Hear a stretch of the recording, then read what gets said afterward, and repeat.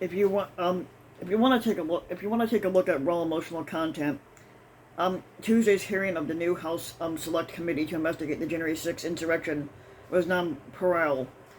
Four police officers who fought hard to hold back armed hordes seeking to disrupt Congress told stories of physical injury, racist abuse, and post-traumatic distress. Even for Americans who paid close attention to the crisis, these stories added new texture and to the horror. But the House Oversight Committee shed more light this week on just how and why January 6 happened, releasing handwritten notes by Richard Donahue, a top Justice Department official in the waning days of the Trump's administration squatting. The violence of the day has taken center stage, but these notes help put it into context. The angry crowd was just one part of the squatter. Donald Trump's long-running effort to overturn the results of the election in the House of Representatives that he lost. Trump's effort to call the election results into doubt began long before the votes were even cast, but it accelerated immediately after the election. As David Graham wrote on January 26th, Trump's coup attempt had started not just on January 6th, but in the wee hours of November 4th, when Trump said at the White House, "This is fraud in the American public," which it wasn't. "This is an embarrassment to our country," which it wasn't. "We were getting ready to win this election." No, you weren't. He added, "Frankly, we did not win this election." No, you did not. He did not win and basically was not being frank. In November and early December, the focus of Trump's efforts was pressuring state officials in places such as Arizona and Georgia to decline to certify the results in the favor of Biden, and he pressed Attorney General Fat Fuck Barr to cast doubts on the results. But the Fat Fuck Barr declined, breaking with Trump, and so did the pivotal Republicans, including Georgia Secretary of State Brad Raffensperger and Arizona Governor Doug Ducey. Once the fat-ass Barr was pushed aside, the Washington Post reported this week that Trump began a daily campaign to pressure acting Attorney General Jeffrey Rosen into doing what Barr would not, trying to place new claims of fraud before the Justice Department. But unbeknownst to Rosen, Trump was also orchestrating the plan to topple him. But what Trump hoped to achieve from these efforts has always been a little hazy. The Justice Department doesn't just certify elections, and at the most it could have pursued the fraud claims in court had there been any credible ones, which there wasn't. The new releases by the House Oversight Committee, first reported by the New York Times, it all connects the dots. Donahue explained to Trump that the DOJ couldn't overturn the result, but the squatter wasn't unruffled. Don't expect you to do that. Just say that the election was corrupt and leave the rest to me and the Republican congressman, is how Donahue reported Trump's response in handwritten notes. All Trump wanted was some semi-independent arbiter to declare the election fraudulent, which it wasn't, and whether that was the governor of Arizona, the Georgia Secretary of State, or the U.S. Justice Department. This was much clearer even then, but Trump's endgame was not. After all, the Democrat Joe Biden's lead was wide enough that a single state declining to certify or a single fraud case couldn't have erased it anyway.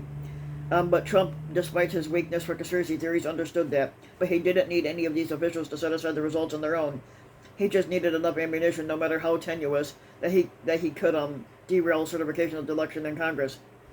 If the election couldn't be decided based on the results, then it would go to the House of Representatives.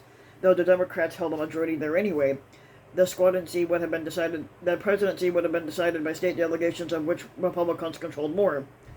But the Justice Department had refused to say the election was stolen, of course, because it wasn't. But ahead of January 6th, Trump tried his last two options.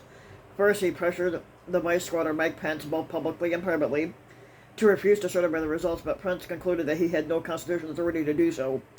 But Trump also summoned the crowd to Washington and demanded that they fight, and they did fight, but it didn't work. Despite the assault on the Capitol, the election was certified, and Biden was inaugurated 2 weeks later. The violence has taken center stage recently. General Mark Milley, the chairman of the Joint Chiefs of Staff, reportedly feared that Trump was contemplating a military coup, and he took measures to ensure he couldn't misuse those troops. The Democrats have emphasized the violence because of the visceral reactions it elicits, and because they hope to put pressure on Republicans who profess support for law enforcement by making them choose between the cops who defended the Capitol riot against the insurrection and the insurrectionists. Republicans, in turn, have tried to downplay the violence and claim the mob was really full of Pacific tourists. No, it wasn't. What is becoming clear is that the violence, though abhorrent, was simply a part of the bigger and more dangerous plot and not the culmination of it. Although Trump clearly had no problem with the riot, there was no evidence that Trump envisioned a violent coup. And as the attack on the Capitol unfolded, he watched bemused from the White House, neither calling off the attackers nor doing anything more to spur them on. But could Trump? But could Trump's plan to toss the election to the House have worked? If only the fat fuck Barr or Rabbensburger or Rosen or Donahue or the squatter Pence or the vice squatter Pence had been willing to go along with it. The answer is ultimately unknowable, but it depends in part on how you define success. Trump knew he had a small group of loyal members of Congress ready to do a Klan rally to his side. He also knew that a large fraction of the congressional GOP was not automatically Trumpist, but it had proved repeatedly spineless, and they might well go along with him if there was enough pretense of corruption and a loud and angry enough crowd on the National Mall. Would enough Republicans have succumbed to the pressure? It seems unrealistic, though there is no way to know for sure. Yet, even if the House gambit had failed, a public decree of a corrupt election by the Justice Department or the vice squatter would have been catastrophic in its own right. Trump had his finger on the pulse of his squatters. You guys may not be following the internet the way that I do. The online squatter told DOJ officials, and he was almost certainly right. Despite the lack of evidence of fraud tainting the 2020 elections, huge numbers of Republicans tell pollsters that they don't trust the election system anyway.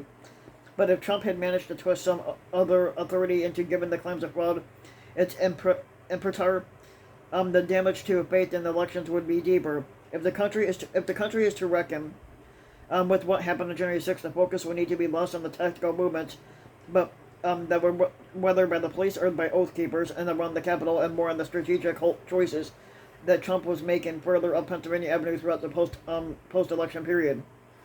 If you like the video, give the video a like and subscribe to my channel, Ryan Van Mike, and also hit the RVW King also. But also hit the notification bell so that you may notified when a new video comes out, and thanks for listening.